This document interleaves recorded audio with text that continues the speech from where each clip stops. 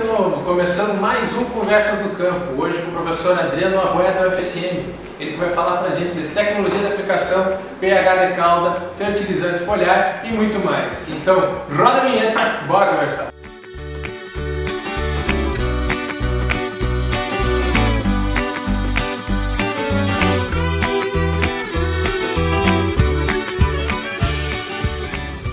Professor, mais uma vez, muito obrigado pelo carinho conosco de sempre aqui no Mais Sólido. Já fala para nós o que é tecnologia de aplicação e quais os benefícios que ela traz para o produtor.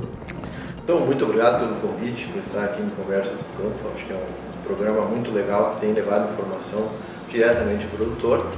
E, então, falando sobre tecnologia de aplicação, o que é tecnologia de aplicação? O Matu já conceituava que tecnologia de aplicação é a colocação correta do produto no alvo, na quantidade necessária, de uma forma econômica e com o mínimo de contaminação. Então, esse é um conceito básico que todos os pesquisadores utilizam para a tecnologia de aplicação. Então, o que a gente busca? A gente busca entender os fatores que podem interferir na tecnologia de aplicação. Dentro da tecnologia de aplicação, a gente tem algumas relevâncias em relação ao pH de cauda de pulverização. Então, o que é necessário saber em relação a esse pH e quais os aspectos importantes em relação ao pH de cauda e a dureza da água? Bom, com relação ao pH, é sempre importante se conhecer o pH da fonte de água que a gente utiliza no momento da aplicação. Isso é importante justamente para a gente saber se é uma fonte de pH ácido ou se uma fonte de pH básico. Isso é talvez uma das primeiras coisas que a gente tem que entender sobre a água que a gente utiliza. Por que isso é importante? Porque nós sabemos que uma pequena variação de pH, por exemplo, de 5 para 7, já altera muito, por exemplo, da biodegradação do produto em água. Então, é sempre importante nós conhecermos o pH da fonte. E além disso, é importante nós conhecermos o pH após a colocação dos produtos. Por quê? Quando nós colocamos determinados produtos na cauda de pulverização, nós acabamos alterando o pH que tinha inicialmente na fonte. E qual a relação dos fertilizantes foliares com o pH? Ótima pergunta, porque é importante nós conhecermos o que os fertilizantes foliares fazem com o pH. Tem muitos fertilizantes foliares no mercado que são muito bons e que não alteram o pH.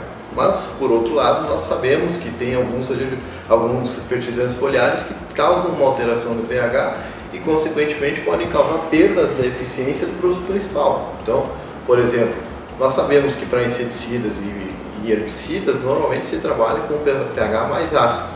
Então, se nós trabalharmos com um produto que eleve o pH e torne ele em um nível muito básico, ele pode causar interferência na eficiência biológica do inseticida e do nosso herbicida. Professor, uma realidade na agricultura brasileira é o uso de adjuvantes. Quais são os fatores determinantes na escolha do adjuvante?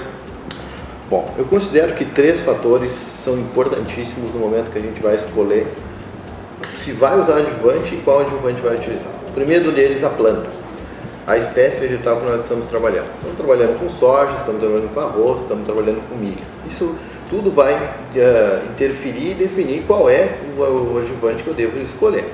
Segundo ponto importante, o alvo biológico.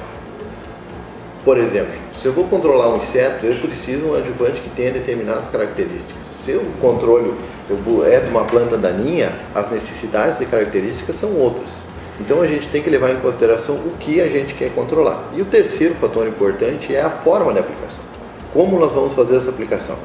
É uma aplicação aérea, é uma aplicação terrestre, e dentro da aplicação terrestre, quais são as condições ambientais que nós temos no momento da aplicação?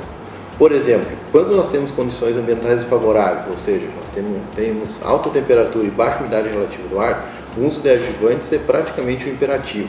Por quê? Porque ele vai auxiliar, proteger a gota e, consequentemente, fazer com que esse produto chegue no nosso alvo final. E o que são e quais as diferenças entre os adjuvantes ativadores e utilitários? Importante saber essa classificação. Nós sabemos que tem várias classificações, mas essa internacionalmente é a mais aceita, que é o quê? Os utilitários são aqueles que são utilizados para melhorar determinadas características da aplicação, mas não interferem diretamente na eficiência biológica do produto. Por exemplo, um anti-espumante. Para que serve um anti-espumante? Para não ocorrer a formação da espuma no tanque de pulverização. Ele vai interferir na eficiência biológica do fungicida, do inseticida? Não vai. mas ele vai facilitar a vida do produtor no momento em que ele for fazer a calda de pulverização. Por outro lado, um adjuvante ativador é aquele que melhora a eficiência biológica dos produtos diretamente. Então, por exemplo, uma aplicação de um fungicida, quando eu adiciono um óleo mineral ou adiciono um outro adjuvante, eu estou adicionando buscando uma melhora da eficiência. Então, por isso, é importante você trabalhar com esses dois conceitos diferentes. Um tem função de melhorar a aplicação e o outro tem função de facilitar no momento da aplicação, no momento da aplicação da calda. Perfeito, professor.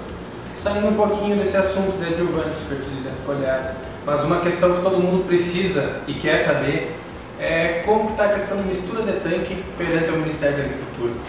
Bom, em 11 de novembro de 2018 saiu a IN40, que deu plenos poderes, digamos assim, para os engenheiros agrônomos definirem como vão ser feitas as misturas de tanque.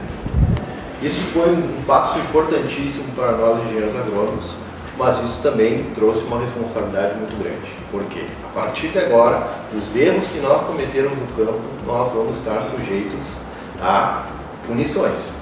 Então, o que acontece? É extremamente importante que o agrônomo tenha noção das misturas que ele vai recomendar. Então, uma coisa extremamente que precisa ser levada em consideração é o que ocorre quando a gente mistura dois produtos. Algumas misturas a gente sabe que tem problemas, tem algumas misturas que a gente tem certeza que não tem problemas.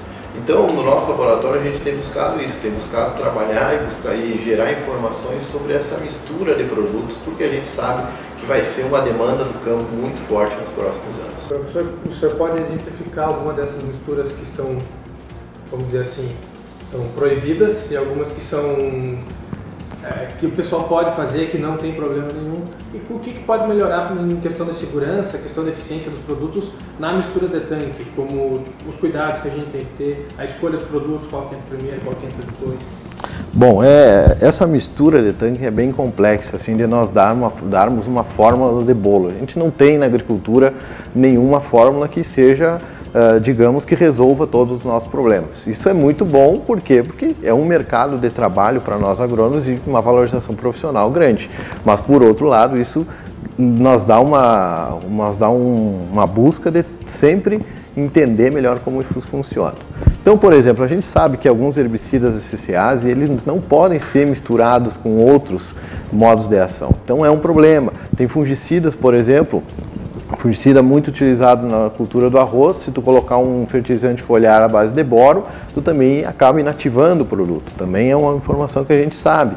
E tem várias misturas que a gente sabe que não dá problemas. Por exemplo, o uso de inseticidas em associação com fungicidas, a gente tem resultados que essa associação não causa prejuízo em nenhum dos produtos. E tem também aquelas misturas que nós sabemos que potencializa. Por exemplo, isso acontece muito com herbicidas, mais uma vez, onde dois produtos, às vezes, eles se potencializam e têm uma eficiência melhor.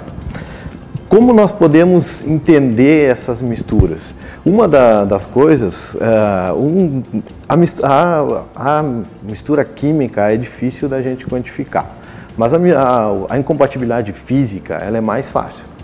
Então, uma das sugestões que a gente tem para tentar entender melhor isso é tentar fazer a calda, por exemplo, numa garrafa PET, inicialmente, fazer a mistura ali, colocar os produtos na mesma ordem, na mesma quantidade que a gente quer fazer essa mistura e ver após 1 minuto, após 5 minutos, se vai ocorrer uma separação, ou seja, se vai ocorrer uma incompatibilidade física. Então, essa é uma dica que a gente pode dar assim, para os técnicos de campo e agrônomos para, pelo menos, entender se isso pode causar problema no campo ou não.